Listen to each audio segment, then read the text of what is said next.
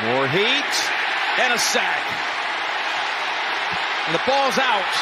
And it's Connor running with it. Jamari Connor to the end zone and still waiting for a signal from the officials. Chris Jones with the pressure, possibly creating a touchdown, and bring someone over here. 3rd and 6. Pressure. They got the sack. And it's Connor.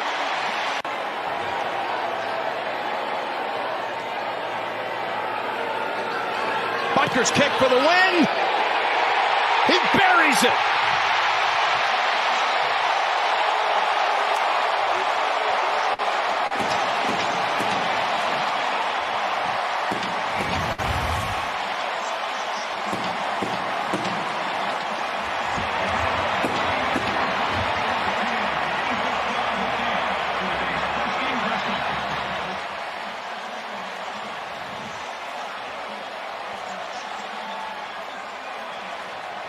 All right. Really, the only major injury would be Pacheco with his ankle.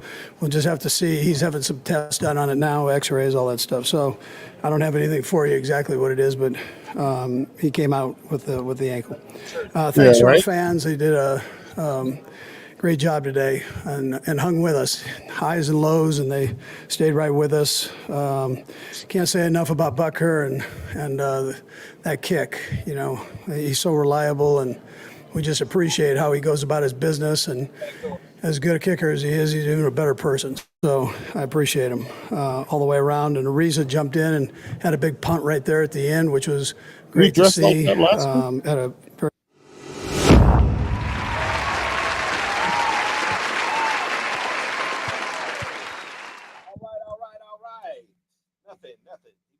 None of us. Yeah. You're right. I didn't. Good job, nephew. All right, welcome in to game 2 or week 2 of season 6 of the Red Hour. Our usual cast of characters plus one. Let's go ahead and get this party started. To my left, as always, cuz the captain. What you bet on that, Darren Smith? What's up, cuz? How are you? Doing well, man. How about yourself? I'm doing fantastic on this Victory Monday. It's always good to have a Victory Monday. Always good to have a Victory Monday. Before I introduce our guest, I'm going to skip over and go right to Captain. Forgot to unmute the mics. Nephew Steve Walls. What's up? You know what they say. Players mess up. Players mess up. You good today? I'm doing well. All right. Doing well. I hope so. And at the end of the table, moisturized man himself, DJ Q. What's up, fam? What's going on, man? How are you? Oh man, just in this Android phone paradise. All right, you see what I'm saying? You got an Android phone? No. First of all, watch your tone. You got an. I got Android. You got an Android. That's It's an Android phone paradise in here. Watch your tone, nephew. Yeah, Watch we your tone. outnumbered. Yeah, we completely Android for outnumbered. life. Yeah, For real. yeah. And Q's good because his team's on Monday Night Football tonight. That's funny because you saw Darren try to send a GIF earlier. Yeah, it didn't work. It didn't work. I was like, I got it. I didn't even pay attention to it. Yeah, it didn't work. It didn't work. So, You know what else didn't work? All that nonsense they talk in Cincinnati. They came to Arrowhead Stadium, GEHA Field at Arrowhead, and lost. And the voice of the Kansas City Chiefs sitting with us, our big brother, Danon Hughes. What's up? What's going on, bro? Good to be here, man. Good to be back here. So the Chiefs win yesterday, 26-25 over the Bengals, 1 point. And that's all it takes to win is one. Yeah. But let me ask you this, and I've been thinking about asking you this all day. Was this Chiefs win a testament to the bad day of Patrick Mahomes, or the testament of a very good team where when one engine fails, the other engine picks it up? Man, I would say it's a combination of both, but it's all. I would also add it's the epitome of culture. And I said this afterwards. I was trying to contain myself because I can be a little bit of a trash talker, and with all the stuff with Jamar Chase and Cam Taylor-Britt and the whole Burrowhead and Mike Hilton and just the history of it. I was trying to figure out a way to say, but not say, but really say. And but it really boiled down to me was the culture. We have a culture here You consider the blunders that they've made in the playoffs and then yesterday tells you about their culture. Right. The fact that they have a disgruntled top 3, top 5 wide receiver in the NFL and they allow it to still fester tells you about their culture. Yeah. And then our culture is sometimes we just figure out ways to win. Like you can go back to the Chargers over the last few years. They were a team that always figured out ways to lose. Right. We're a team that figured out ways to win. And so when you talk about it wasn't a great day from Patrick, but we picked him up. And you talk about the big plays and turnovers and allowing them to be in the game, but yet when it was time to kind of nail things down, our culture prevailed over their culture. So I think it's a combination of all of those. And speaking of culture, it's kind of like growing up in a black household back in the day. Ends didn't always meet, but your mama always tell you we're gonna make it do what it do. Yep. And that is definitely the Chiefs' whole. And even the Bengals' social media account talking trash, talking about we in Kansas, where's the stadium? Well, you know where it is now. They knew where the airport was. Exactly. Get your behind out of here. All the banners. Take this L and get the hell on up out of here. And Jamar Chase, again, we've heard his mouth from saying refusing to say Patrick's name to everything that comes out of his mouth. And just the look on his face, I love when the camera goes right to him at the end of the games when they lose. And the look on his face says everything that I need. Yeah. I hope you saw his post-game interviews and stuff that he gave. Oh, what he said, I don't want to talk about it? He wouldn't even talk about it. Like, cry, baby, cry. Yeah. Just keep crying. 4 catches for 35 yards. Well, it's interesting. I remember talking to some of the defenders. I think it was Nick Bolton, and I said I noticed that since he had that big game, his first game against the Chiefs where he had a rookie record, 266 yards and 3 touchdowns, they made it a point. The Bengals might beat us, but he ain't gonna never again. Never again. I think he's only had 1 touchdown in the last 5 games against the Chiefs, and so Steve and I, when we talked yesterday, we were trying to figure out who's going to be that person that's going to step up. And really, Steve mentioned it was Mike Gesicki, the backup tight end. Yeah. Because even the wide receiver that caught the touchdowns, those are only 2 catches for 7 yards for those touchdowns. So, I mean, the wide receivers were not a factor in that game. Even Kevin McAllister looked sad after the game. I think sometimes you get that where you kind of like what the Chiefs did is like, Joe Burrow, you're not going to be this. Well, also Jamar Chase, you're not going to be this. Let somebody else try to go out there and win them the ball game. And Gesicki did all he could, but he had no supporting cast. So Joe Burrow is now known as Kevin McAllister until he goes back to a regular color hair. He's the kid from Home Alone. Gosh. Yesterday's game was nothing short of excitement from the Chiefs failing on certain fronts to we get the running game going. Then we stop the running game, and then the Pacheco injury. As a matter of fact, do you have an update on what's going on with him? I see he's going to be out to like 8 weeks, possibly. Broken fibula. He's going into surgery, I believe, tomorrow, unless he had it today. But having surgery, and they're looking to bring in. Breaking news. Kareem Hunt tomorrow for a workout. So see what happens. Everybody's texting me, calling me. Kareem Hunt. What do you think about Kareem Hunt? I don't think Kareem is the answer, but I understand that we have a team and management who likes to fill positions just in case. Yeah. Because we do have a running core that could handle the load, especially with the rest of our offense. Danon used the word. It's culture. And not to say why he left is part of the culture, but you have a team that brought back Juju this year, the previous year brought back McCole, and then the previous year I believe they brought back somebody else. But you bring somebody that's familiar with the culture, and yesterday's game was indicative of that. Like you look at the Bengals have all the talent in the world. I mean, top to bottom had all the talent in the world. You mentioned backup tight end is your leading receiver of the game, but the culture that's there is not a disciplined culture. And you saw how undisciplined they were, not only from the final play of pass interference that led to the field goal kick, but leading up to the game trash talking. Yeah. But And so you this have organization starts from the owner on down. Well, and that's what I'm saying. Like being undisciplined from before the game started to a very crucial play of the game, like yeah, the refs missed some calls. Like they missed them on both sides. They missed a a ton of calls. The interception that they called back because there was a legal contact on Travis. Like, yeah, but then the next play they get a flag, and then I think the play after that was the fumble or an interception, something like that. Like it was a turnover, but not being disciplined enough to even capitalize on that. Yeah. Like you don't capitalize on any of the turnovers that really could have been.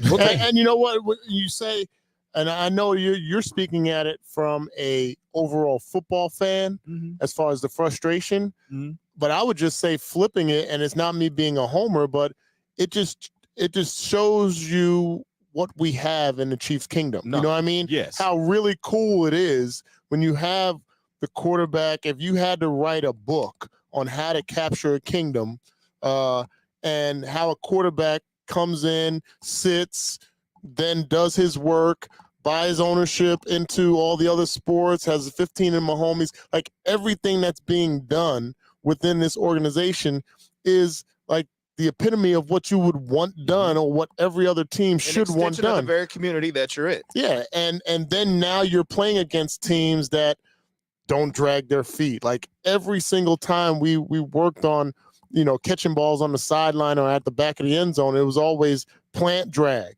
It was never, plant, tap.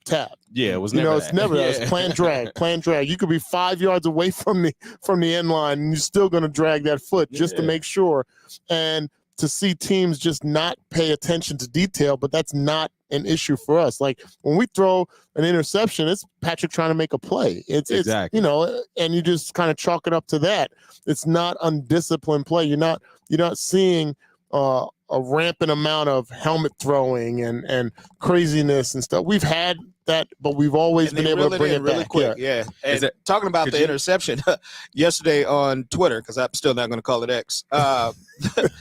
The first Patrick Mahomes interception, everybody's going off. So I'm like, listen, y'all were complaining that he wasn't throwing the ball downfield. When you throw the ball downfield, that is the byproduct of throwing a ball past 25 yards, the possibility of it being intercepted. So you can't have it both ways. And we saw how it worked and how it didn't work several times yesterday. Yeah. And I want to go back to what you were saying about just the attitudes. Do you feel that? And I know that Travis has talked about it. Andy Reid's talked about it. Chris Jones at some point. Egos. They talk about when guys come here, the egos are all out the window. Yeah. Even when, granted, Chris Jones stood up in the stands last year about money, but like you getting other teams that won't show up, because of money. And here, I feel like they are still for their team just because it's a family. Well, what about the holding in? Yeah. Like it used to be about holding out, like Chris Jones holding out. He wasn't there. I understand the business. I will never, ever, ever. I very rarely say always and never, but I will never, ever, ever go against a player holding out. Never. I mean, look at Isaiah Pacheco. I mean, he gets a fibula injury, and you got to get your money. You got to maximize your marketability while you can. But at the same time, when you talk about this organization and you talk about how the guys are galvanized with each other, and that's not what you see with the Cincinnati Bengals, and they buy into the entire philosophy, and Andy Reid allows them to have their personality, to do their things on and off the field the way they want. But once it's time to get in between those lines, they're like, it's like synchronized swimming in a lot of ways. I mean, they're all together, do or die, good or bad, highs and lows, what have you. It speaks to the culture. And I think people that don't like the champions, the two-time champions, or they don't want to like Travis because of Taylor Swift, they don't, whatever ways they feel like they don't want to, you can't help but appreciate the artistry of what you see. But again, a lot of that goes back to the organization and the building blocks that you put in place, because it comes from winning. Most of the 2019 team that won the Super Bowl, most of them were on the team the year before that lost an AFC championship game again, and so they had that, they had to tease a taste of being right there near the very end. Yeah. So when they came back and they were able to get over the hill, now you got a taste of winning. Well, now that you know how to win, and by going through the adversity, now it makes you stronger. Where the following year they wanted to run it back, they did, so to speak, had the incident, but they knew that they saw where they had weaknesses and addressed it that the previous year with the offensive line. Yeah, fell short in the AFC Championship game, but what they do, they didn't fall, they didn't break apart. You moved on from Tyreek Hill, brought in some other players, surrounded Patrick with new, basically offensive core, and you ran that into the Super Bowl. Everybody, most of those key core players came back, you ran it right back again. So that stuff has been instilled over the last 5-6 years to where now it's like Alabama, Clemson, Georgia, well-oiled machine. Now you just turning the stuff to where people, it's easier for you to buy in when you're winning and bringing new players in, draftees and stuff like that, where now they want to make their input and they want to make, their stature build along with everyone else. So it's easier to buy in. When you have a team like Cincinnati, when they lost, what did they do? All they did was pay their quarterback. We knew for the last 2 years that T. Higgins wanted a new deal, and they just like, we're not going to give it to you. Franchise tag him. They could have traded him before, the draft, whatever it didn't. You knew that the wide receiver market was going up. You could have signed Chase for $1 more than what Jefferson got. Yeah. But instead, you're going to wait. Now you're either going to, now you picked up a fifth-year option, but the longer you wait, the more expensive he's going to get. All right, we're going to take our first break, and just some food for thought. The last AFC teams to represent the AFC going toward the championship were the Chiefs, the Bengals, the Chiefs. That is insane. We'll talk about that. We'll talk about the possibility of Kareem Hunt coming back home and what that might mean for the Chiefs. And so much more football. The Chiefs on this Victory Monday took down the Bengals 25-26 yesterday, and we'll go down some other scores in the league yesterday because there were some hilarious games yesterday. This is a game that made me more happy than the Chiefs winning. We'll talk about it coming back after this break. It's the Red Hour. See you in a moment.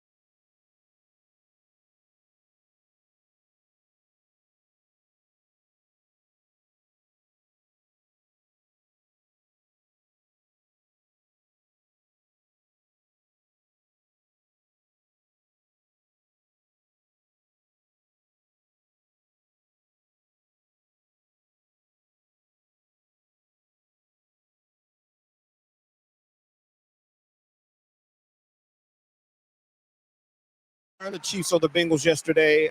We have an injury. Isaiah Pacheco, who had 19 carries for 90 yards yesterday, has a broken fibula and will be out up to 8 weeks. And there was talk on the internet about Kareem Hunt returning to Kansas City. Not sure what that means for us. Like we said, I don't know if that's important to bring him back, but we usually don't shout out the opposing team. But I gotta say, Jermaine Pratt, that interception yesterday, Crazy. was insane. Crazy.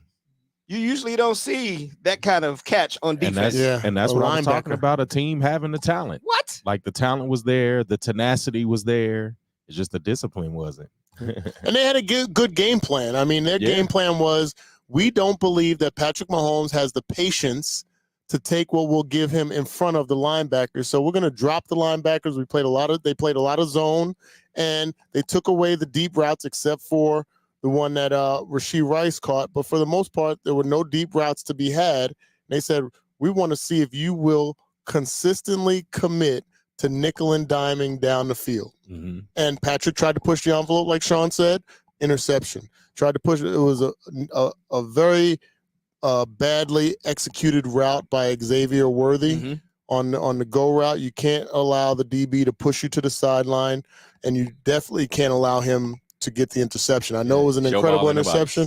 You got to become a defensive back. Yeah. That's what we're always taught. Like he didn't even know the ball was there. Yeah. And I think Worthy will eventually get better when he gets used to it. Again, we talked about it last week. With no preseason play for real, you don't get a chance to exercise those dotting of I's and crossing of T's sometimes. And one thing I'll say about this, but to the point, because we talked about it, but I don't want to put it all on Worthy because Patrick kind of underthrew the ball too. I mean, you got a receiver that runs a 4.2.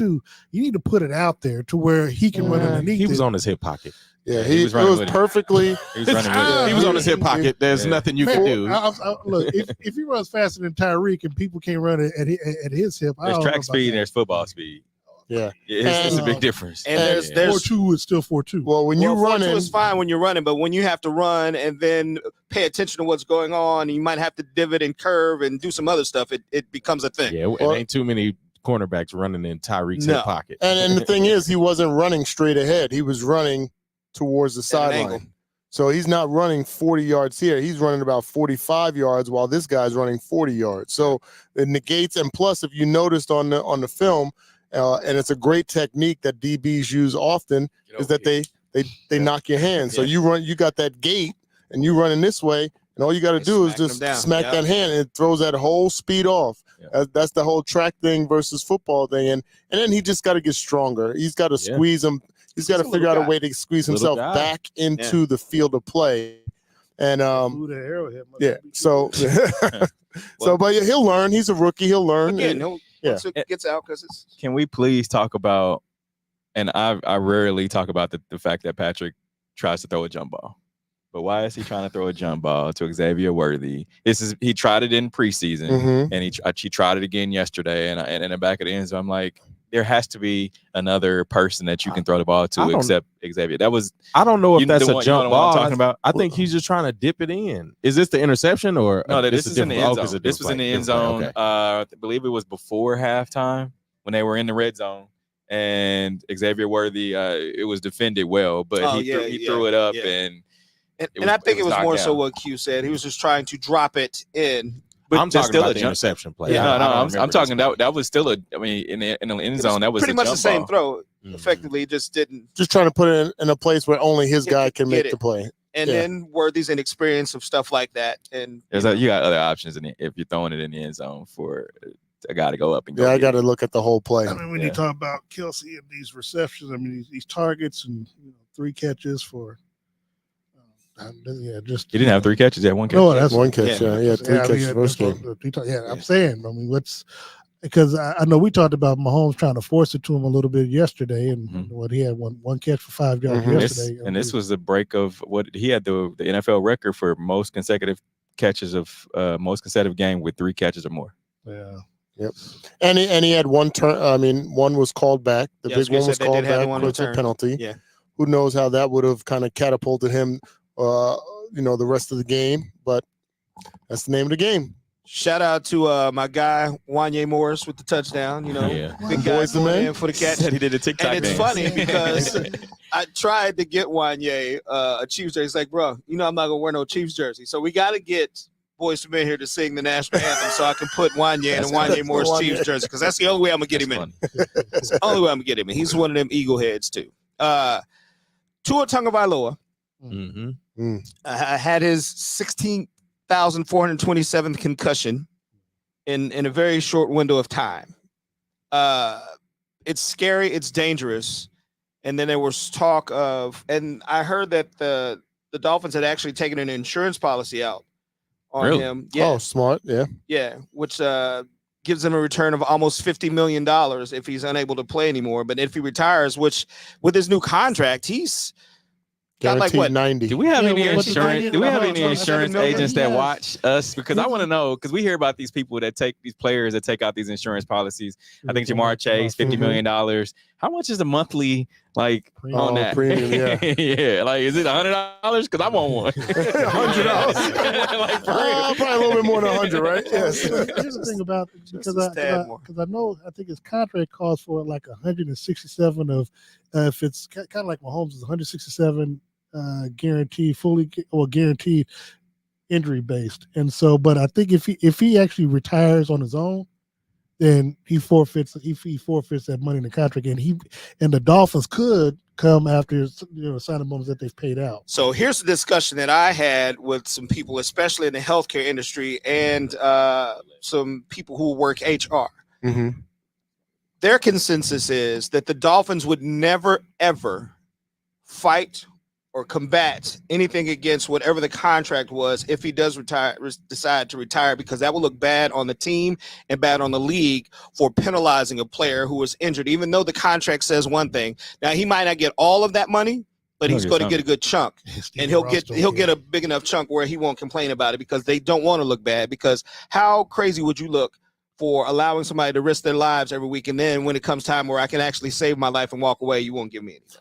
Well, I'm with That's you on crazy. that, but the flip side is that if it pays out, it still counts against their account, which is the reason why they would try to get it, Which is why that insurance policy is in place. As a former player, how hard is it to lead a game?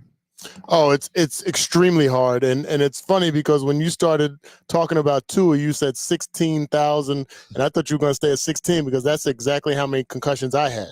16. That I can think back. This is before they were doing all the research Yeah. and doing the testing after each concussion and all of that. Yeah, and not even going to count the stingers and the hazy The little dings in stuff. practice. The dings. And Oh, you stuff just like got that. your bell rung. Bell rung. Got the wind knocked out you. Exactly. So Rub some dirt in it. it's tough, and I think Ryan Clark did a really good job of explaining it. I know he and L. Duncan and Molly got into a little bit of a back and forth.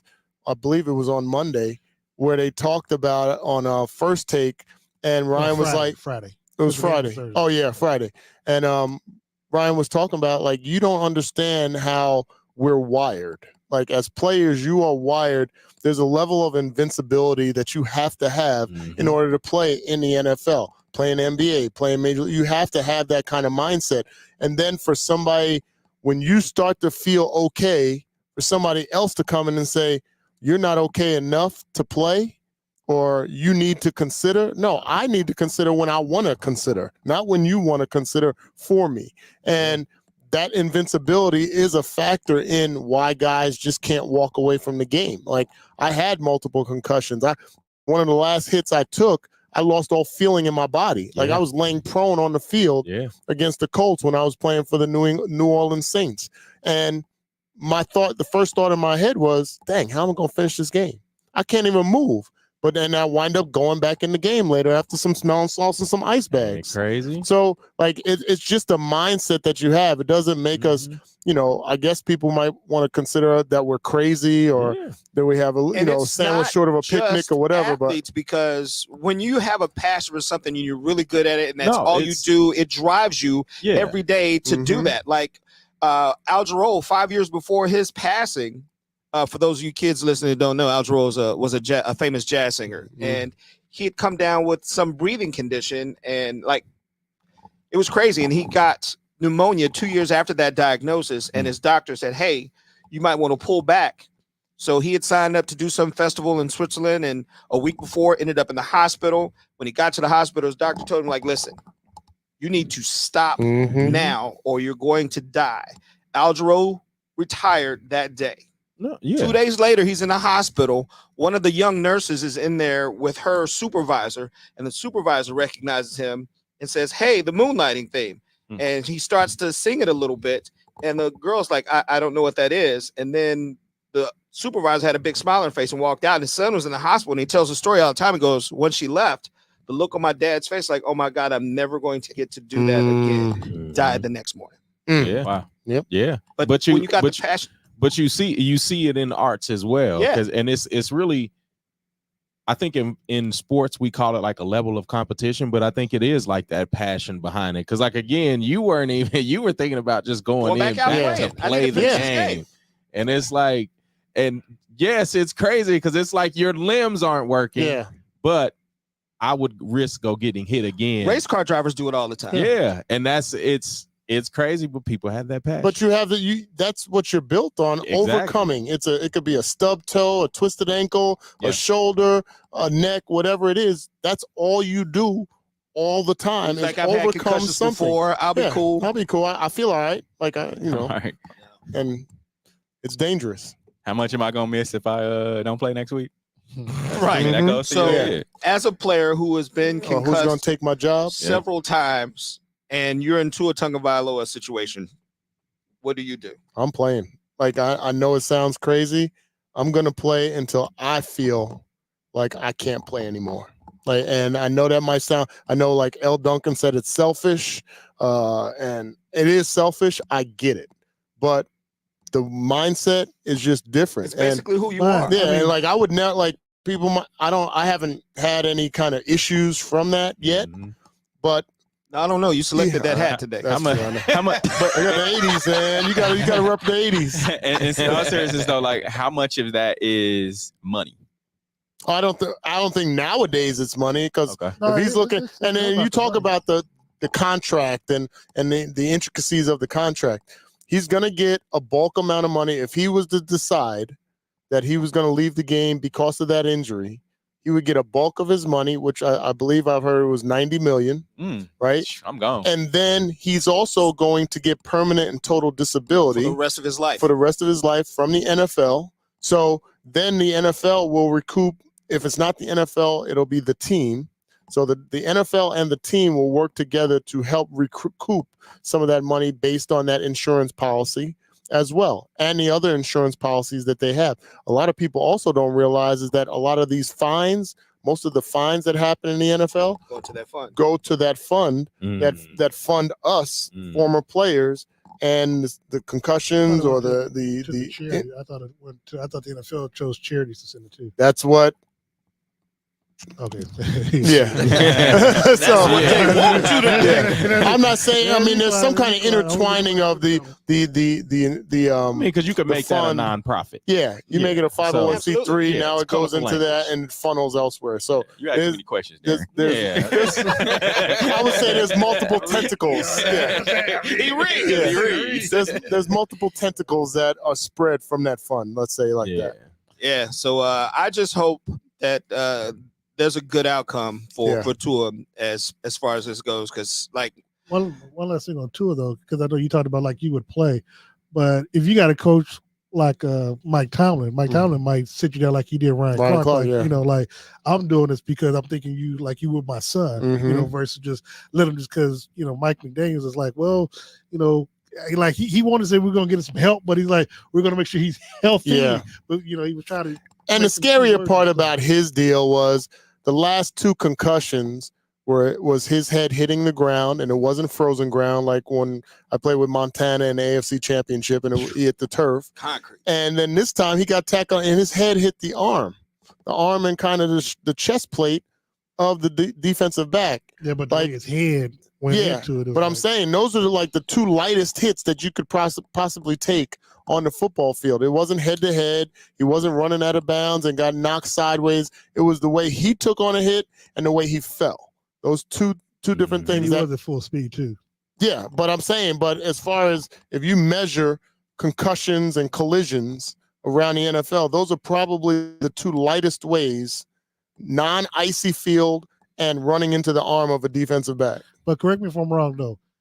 If he's to never play again, doesn't have to be like really the team doctors or the NFL doctors saying that you can't play anymore. That forces him to retire, because if he just decided, I come back tomorrow and I'm quitting or I'm retiring, I don't know if he gets some money like that. Oh no, I think doctors. You got independent doctors. There's a whole process. That's what I'm saying. I'm saying as long as I guess if you have the doctors know. And that's what our conversation was. Like, the NFL is not going to be like, all right, well, our doctor said that you could still possibly play. And he goes, well, you know what? For my family's sake, I'm going to go ahead and back out now. And the NFL's like, you want to back out now? You ain't getting no money. They're not going to do that. The NFL, hold on. The NFL was trying to keep them from getting that concussion money. And I get it. They don't care. And I get it. And you see that was reversed for the most part. And there's been arguments in the past where individuals have tried to, plead to the NFL. Let me sign off on stuff. I had a buddy from college that signed here as a free agent while I was playing.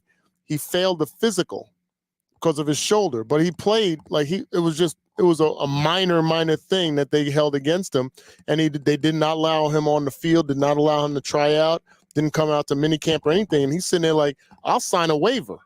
Like, that's what you'll get from cats like me that just answered the question. Like, I'll sign a waiver at that time, 28 years old, and I still want to play. They don't allow that. So when you talk about what would transpire from him being on national TV, having the concussion history that he had, he would not have a problem with all of all the packages, I guess you could say, that the NFL and the Miami Dolphins offer, that he would get a large portion of the money that he would be due, plus the monies that he would get thereafter for the permanent and total disability. Yeah, just pray for the best for Tua and his health, because that's I'm thankful they care. I'm thankful that they care more about the guys now than they did then. Oh yeah, like absolutely. It's good to see. I wish they. I know. The only thing I didn't like about what happened was that they kept showing replay. I'm like, the dude literally was doing the rigor mortis thing again. Yeah, like come on, man, like.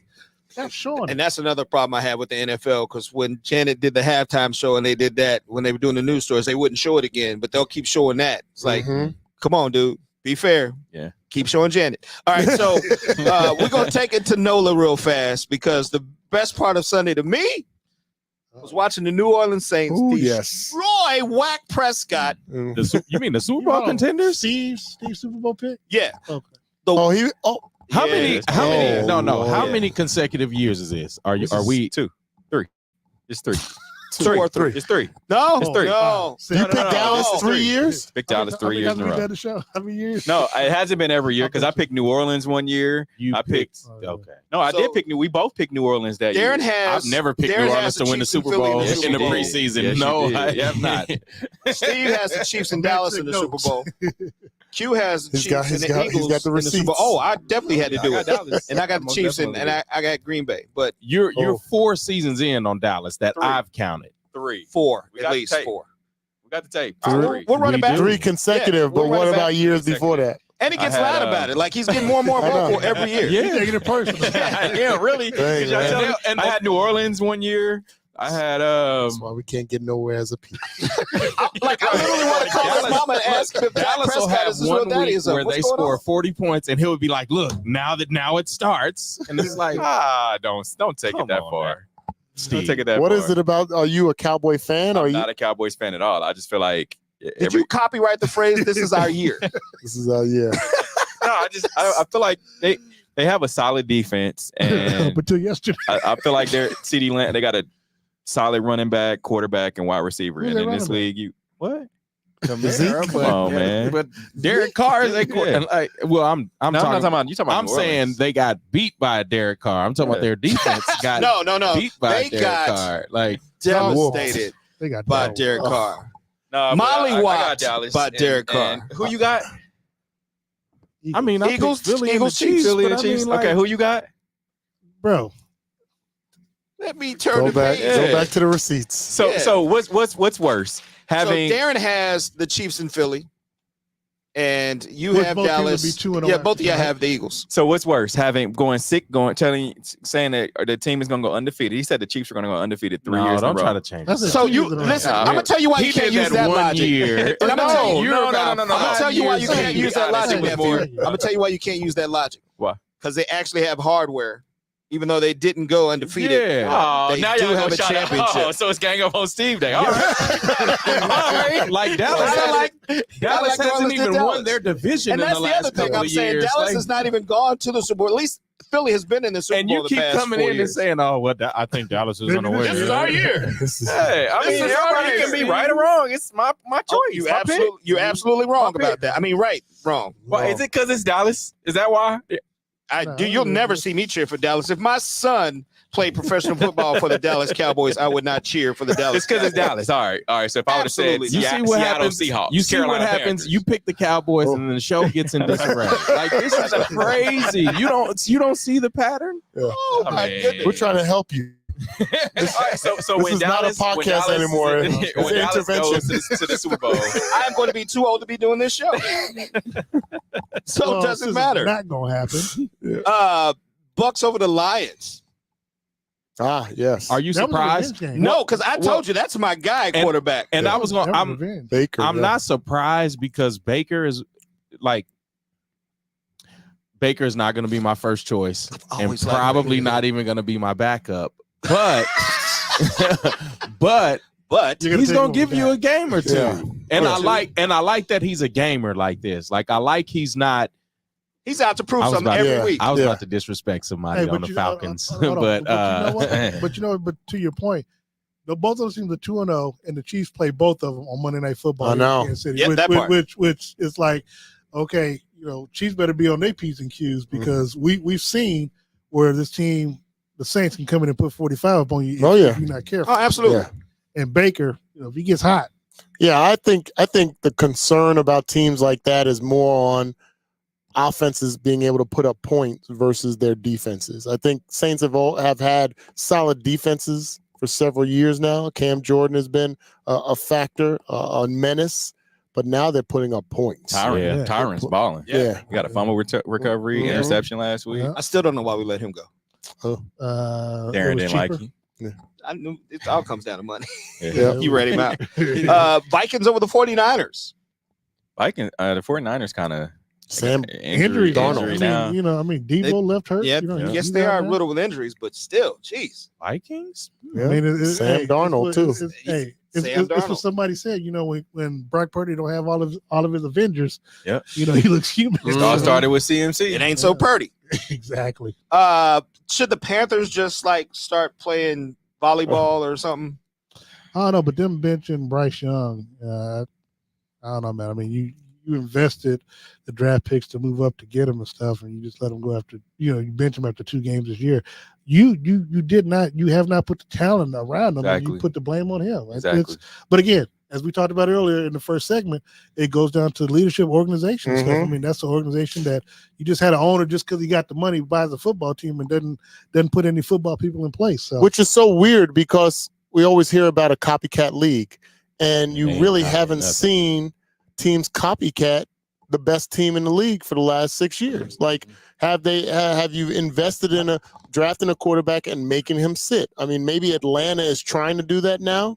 I mean, you can make a really strong comparison to what they're doing, Penix Jr. Michael and Cousins versus Alex and the Smith next and month. Patrick Mahomes. And I think you kind of make that a little simplified because who's going to I think what I'm saying is what coach is going to bring in a system like Andy Reid that hinges not only on accountability but discipline. Yeah. But you Well, also have a team that has believed in the philosophy of that head coach and his Yeah. strengths. And that's what then I'm you saying. provided the tools that he needed And that's what to help prove his strengths. And that's what I'm saying, because in the Romeo Crennel years and the Scott Pioli years of all the coaches that he And I always had, heard that was the worst like regime ever. there was, Mhm. but there was no discipline to come to the team. And I mean, we've had, and we could talk about players committing suicide in the parking lot, Yeah. like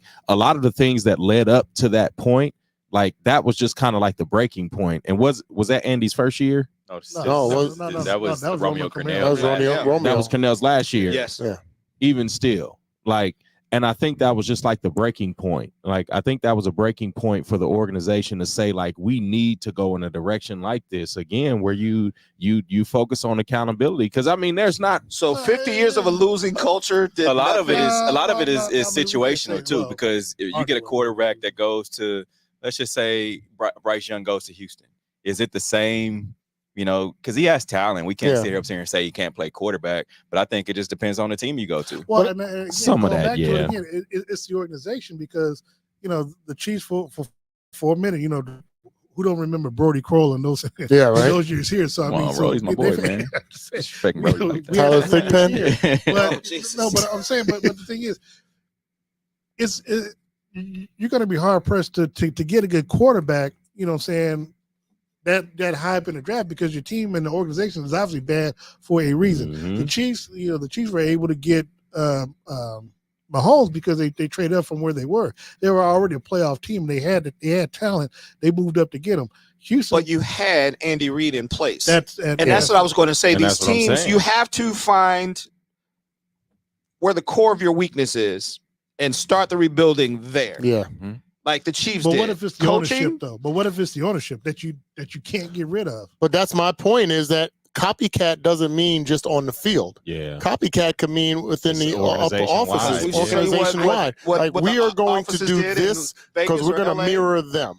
But to that point, you have an owner who made his money in in the electronic area, whatever, where nobody can tell him anything because of how he felt like he made his own money. So you can't tell him or even give him good advice because he feels like, he knows it. That's a rich folks. But you look at someone like Jeff Bezos. Jeff Bezos made a lot of money and what he's done, but he's also rooted out that culture in Washington. You know what I'm saying, and put people in place to try to flip things around. Draft you a franchise quarterback. Put players around them, on offense, and you get a defensive head coach, you know what I'm saying? But you put an offensive coordinator. Is he married? So he Bezos? The owner of Carolina. He had I was going to say, because if his wife leaves him and take half the money, then he's going to need to sell the team, and then there might be hope. But you mentioned the Washington Commanders. They didn't copy, like, even with Bezos. Like, they still starting a rookie. Yeah, well, and on that note, it is time to take our last break. And when we come back, who do you have out there? We will talk about we'll talk about the 0-2 start for the Bengals and the Ravens, and then we'll talk about the Chiefs taking on the Atlanta Falcons with the KC takeover in Atlanta next week. And speaking of Atlanta, they are taking on the Philadelphia Eagles in Monday Night Football, and kickoff is about to start right now. It is week 2, season 6 of the Red Hour. We'll be back in moments. Yeah.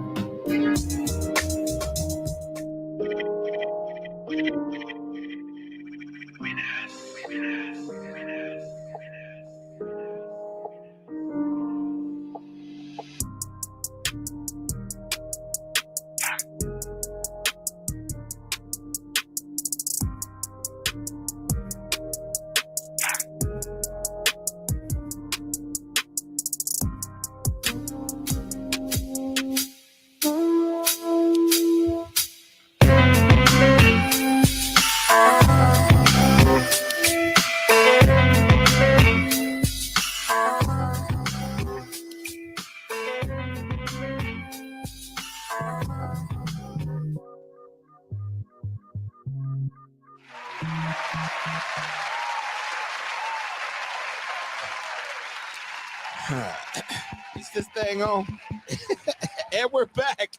Week 2, season 6 of the Red Hour, live from the W Podcast Studios. Darren, DJ Q, Steve, myself, and our brother, Dayton Hughes, talking about the Kansas City Chiefs, who are a 2-0 start. And we got some Super Bowl contenders, or two teams that constantly come up in Super Bowl contention conversations every season. And those two teams are an 0-2 start right now, despite of all the changes they made, be for the better, for the worse. Talking about the Cincinnati Bengals and the Baltimore Ravens. Dana, we know that the Bengals have had horrible starts in the past few years and still somehow seem to come out on the other end and be okay.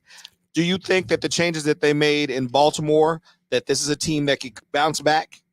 So I would probably, if I was a betting person, I know you are, Darren, if I was a betting person, I would say it's more probable that the Bengals will recover than the Ravens. And here's why. If you look at their schedules coming up, you have the Ravens, I believe they play the Cowboys this coming week. So you got a situation where could they be 0-3? And then I believe the week after that, they have somebody strong as well. While the Bengals, you look at their next five. The Cowboys are a strong team? Yes. Well, you'd like to think that if Steve picks them for the Super Bowl for 3 straight years, they won't lose 2 games in a row. That's heroin. But, I mean, you look at their schedules and you say, okay, the Ravens have an uphill battle. And the Bengals, if I remember correctly, their next 5 opponents, they could wind up being mid-season 4-4, 5-3, based on who they play. I believe they have the Commanders coming up and some other. They got the Commanders, Panthers, Bengals, Giants. The Commanders. Yeah. Oh, that's 3 games. That's what I'm saying. So no, I don't know because they face the Ravens 3 weeks from now. So I mean that's why I said 5-3. That's what I'm saying. 5-3, 4-4. The Bengals have a hard time beating Cleveland in Cleveland. That's when they play them. So in division. And then right after that you face the Eagles. So I mean I can't. For me it's hard to. I don't know. I can't see them. And look, and if the Chargers and the Raiders are still playing halfway decent, halfway well, man, there's no guarantee. I wouldn't put my money. But the Bengals last year started 0-5.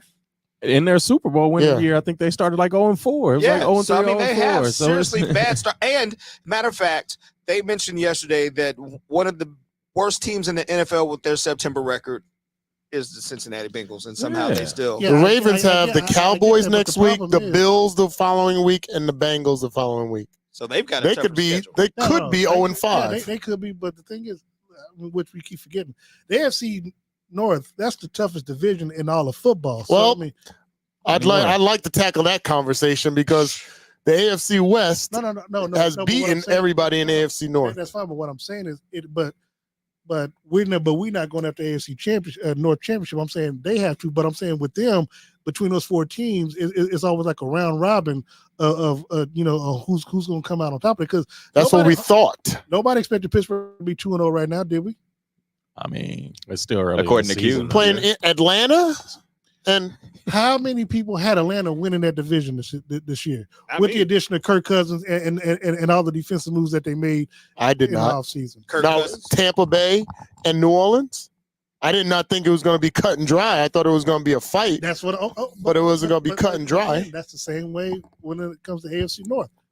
Yeah, but you look at I get the AFC North coming into the season, but when you have your 2 top teams lose to non-divisional teams. I get that.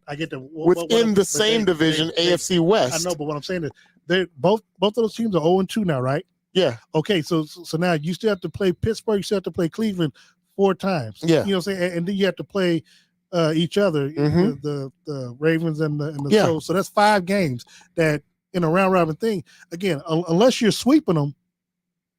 Yeah, but the AFC West beat the best teams in the AFC North in the first 2 weeks of the season. So why wouldn't that make our division stronger? My question was just, can the Ravens recover? Which one of these 2 teams would be the team to recover and make their way into the postseason? Can they recover? Yes. I think it's probably less of a probability for Cincinnati. But the only reason I'm saying that is because of Jamar Chase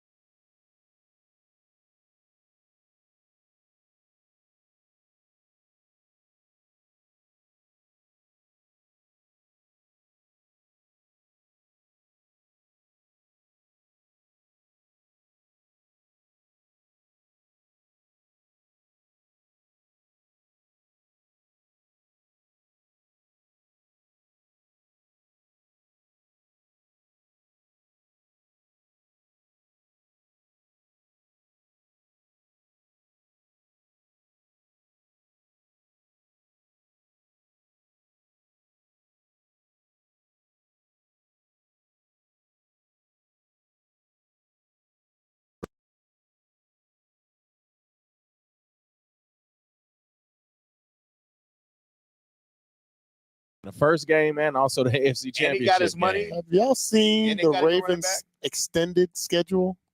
Like, so when you talk about getting behind the 8 ball and who has a higher propensity or a higher chance to rebound, they got the Cowboys and Bills coming up consecutive weeks. Then they got the Bengals coming up. Then they might get a break and get a win against the Commanders. Then they got the Bucks, and the Browns.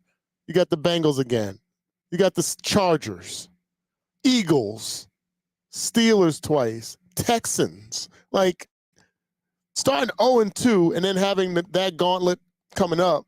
Like, It's a rough ride. It's a rough ride. So, like, that's why I say Bengals, because they've been down this road before, starting 0-2. And I'm only saying Bengals because of the health reason on top of contracts. Like, if you can't stay healthy, like, if you already got a lot of your best players on offense playing mad, but then if they can't stay healthy, like, and if say Jamar Chase comes up with like some kind of hamstring injury again, and he feels, he feels like he needs to hold out. And I feel like T. Higgins is on that. It doesn't even require an X-ray. I'm back. Yeah. No. T. Higgins is My on mental that. space. Like, I can't. I'm not going to rush myself back. Y'all don't want to pay and me. that's what I'm saying. Like, I feel like the team will have a lot harder time.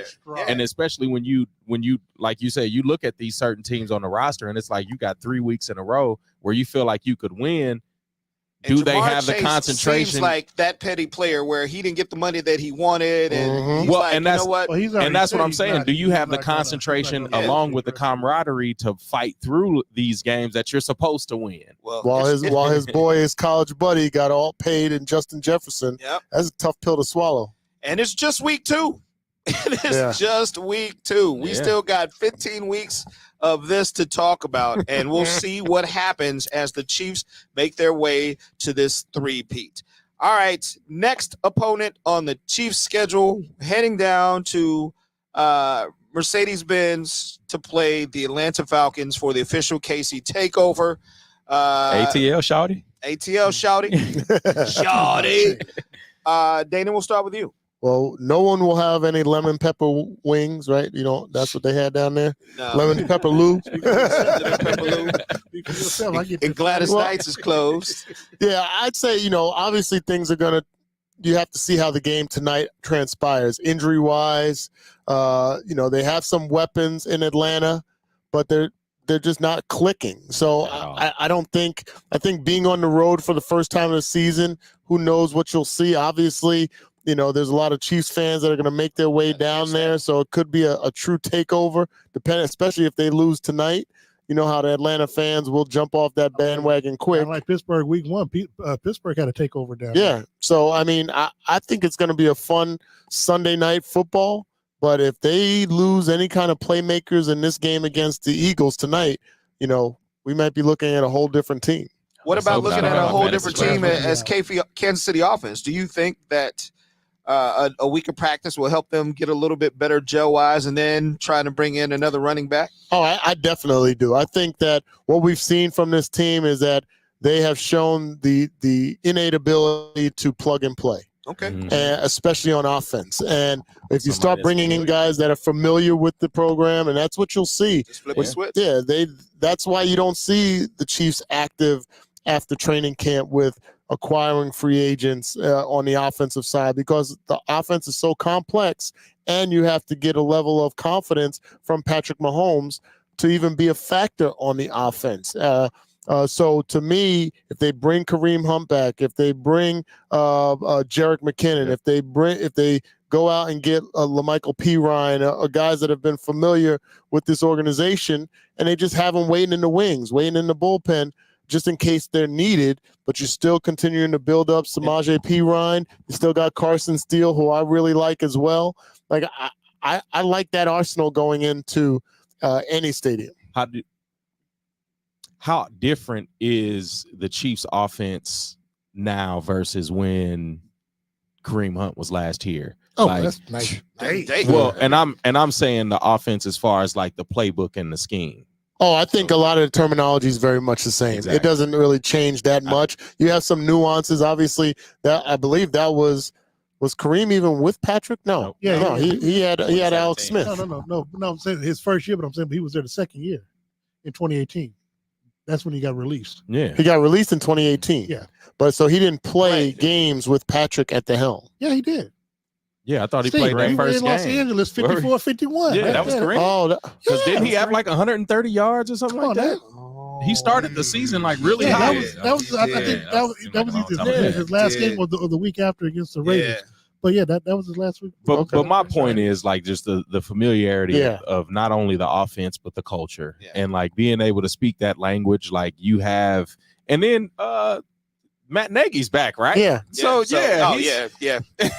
Plug and play. The first thing that's on the to-do list is to get on a video call with Clark Hunt and apologize for lying to his face. Yep.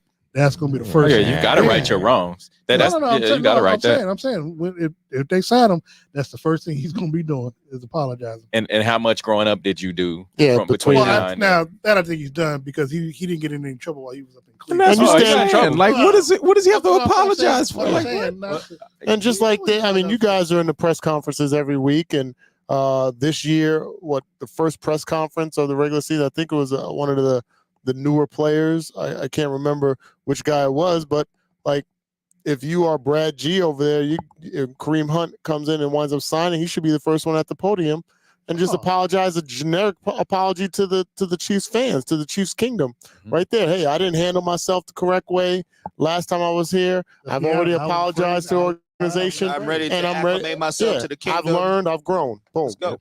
Now it's a clean slate right from there. That's just all theatrics. Of course. Hadn't he apologized already? Nah. No. Oh, he hasn't? Okay. And I thought that He I thought sent that was a part of individual him text coming back. messages. He didn't do a generic public. because I think He didn't apologize to you. I didn't care for. I got a apology. text. I didn't care for the apology.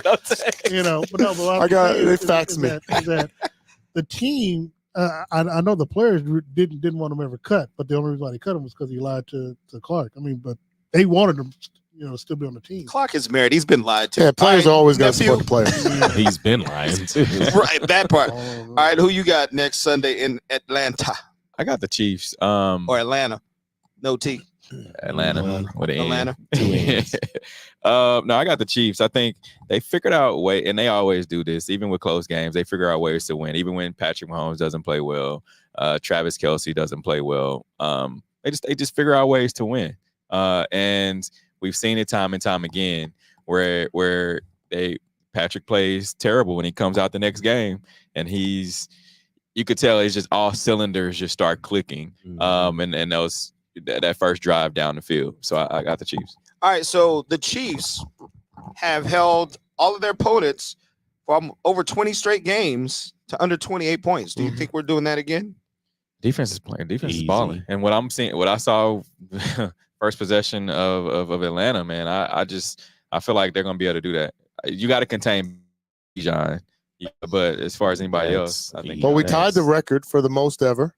That was going into the game yesterday. It was we were at 22. The Washington football team had 23 games consecutive back in 2008, 2009. So now we have 23. So we can break the record. The other factor is the last two teams we played where Patrick hasn't played his best football. Those are two very familiar teams of us. I feel bad for teams that only play us once every 4 years, like the Atlanta Falcons, because they don't you can watch film, but until you experience it, until you experience some of the change of direction and change of speed and improv that you get from Travis Kelce, the playmaking abilities, the extending the plays, film only tells you but so much. Yeah. So Patrick has always done a nice job against these teams, especially in NFC, because they don't see him very often. So going down there after playing on Monday night, for them it's a short week. For us going down there on a Sunday night, I don't see how, I'm not predicting a win per se, but I do feel very confident in our abilities. That's why I love to see Nate Burleson talk about the Chiefs, because at first he was a Chiefs hater, and then he went to a Chiefs game and commentated. It's like, listen, until you are on that sideline and you see this in real life, in real time, you don't get it.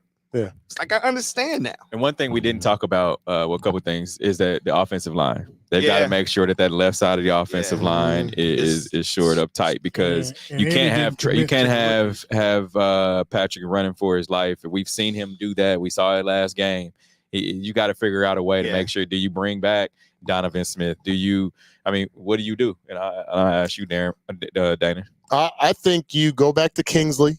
I think, the way they pulled him out of the game, you just don't see that on the offensive line very often. And if you feel like he can be a guy for the future, you got to give him another shot. I think it's a reality check. Sometimes, you're rolling the dice because if he olays another block, it can injure your quarterback. I get that, but that's part of the game. But from a bigger picture standpoint, if he earned the right to be your – huh? Wasn't that why you drafted Wanye last year? Was it? What happened to Wanye during the whole offseason and preseason that allowed a rookie to come in and take a spot? I'm saying, so you use 2 draft picks on the same position. So I'm saying, you talking about giving him some grace and putting him back out there. I'm like, well, couldn't we see what Wanye has, picked up? He did finish the game. He did finish the game, but there's been chatter about Wanye maybe moving inside. He can be a guy that Joe Tooney would replace Joe Tooney eventually down the road. He played right tackle yesterday too. Yeah, so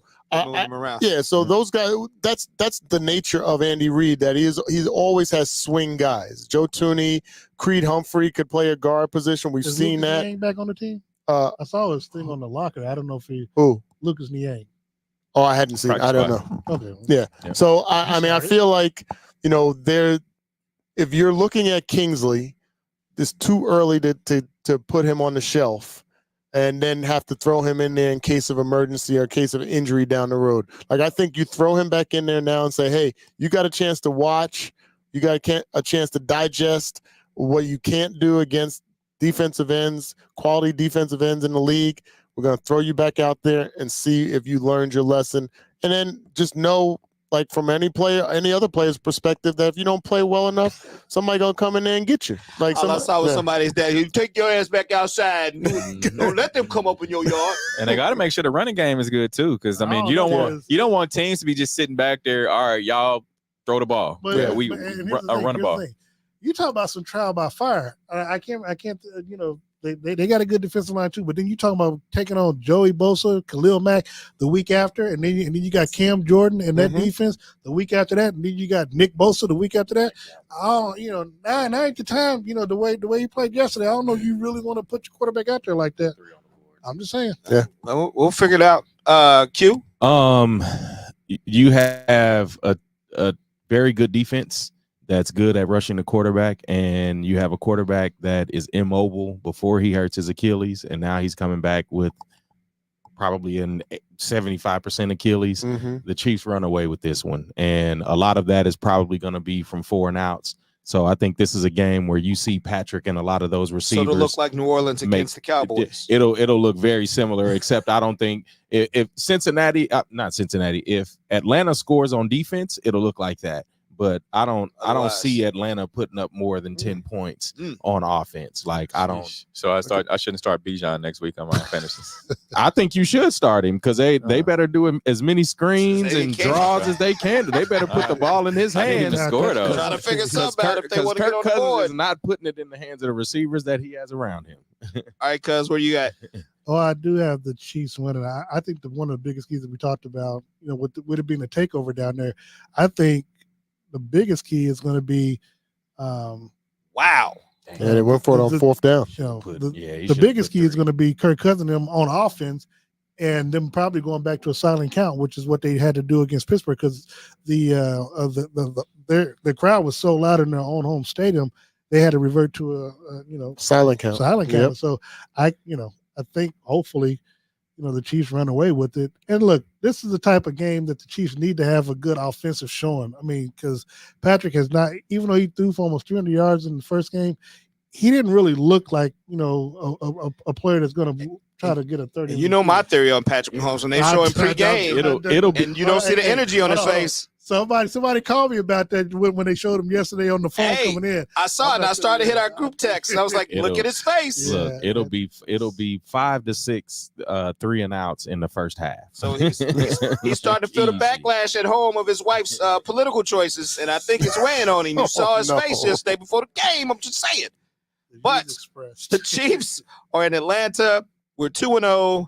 and looking for a 3-0 on our way to the three-peat. And it's a defensive battle right now in Philadelphia, 0-0. Both teams have possessed the ball on offense, and nothing has turned up. Should be 3-0. Yeah. And the Kansas City Royals in the top of the fourth are 4-0 on the Detroit Tigers. Just so y'all keep in touch with what's going on as the boys in blue playing some ball right now. We don't pay attention to Royals here. Let me tell you something. Why not? Okay. This is October for We've me. got two more weeks. The fact that we have over 80 wins is a win for me because my boys. No, we got 2 more weeks before we're supposed to care. Nah, I'm paying attention. Starts now. Right? Ain't nobody listening. Go get some moisturizer or something. All right, folks, that is going to do it for episode 2 of season 6. Danon, always good to have you in, bro. Appreciate the invite, man. Y'all always good every single year about reaching out to a brother. Yeah, whenever you want to come back, and then we'll come to a Hughes house takeover. There you go. Got to have that again. Make that annual since we win the Super Bowl. Sure. Whiskey and W's at Danon's house. hey, the bye week. Oh. Would that be the Monday after the game or the Monday after the bye? We'll do the Monday after the game, the week before the bye. Week before the bye? Yes. We can make it work. We'll look at that. All right, folks. We appreciate y'all tuning in. Don't forget to tell your friends the best football show on the internets is right here. It's the Red Hour, season 6. Yes, sir. We want to remind everyone, make sure on Sunday at 6:30 here locally, 7:30 if you're in Atlanta, tune into the pregame cheat sheet with myself and Steve Walls live from Mercedes-Benz Stadium. All right, and rest in peace to Danon as well. Oh yeah, I can hear you. It's like, what did Danon ever do? I've been dying all night. Rest in peace to James Earl Jones. Yes. Rest in peace to Frankie Beverly, and rest in peace to the Tito Jackson. We'll see y'all next week right here on Red Hour. Tito Jackson passed away this morning, 70 years old. The views and opinions expressed in the W Radio Show by the host, co-host, guests, and call-in listeners are solely the opinions and responsibility of the original source who expressed them. They do not represent the opinions of the W Show, 100.1 FM, 1 Kansas City Radio, Sideline Sports Talk, Team Wall Street Foundation, or affiliates.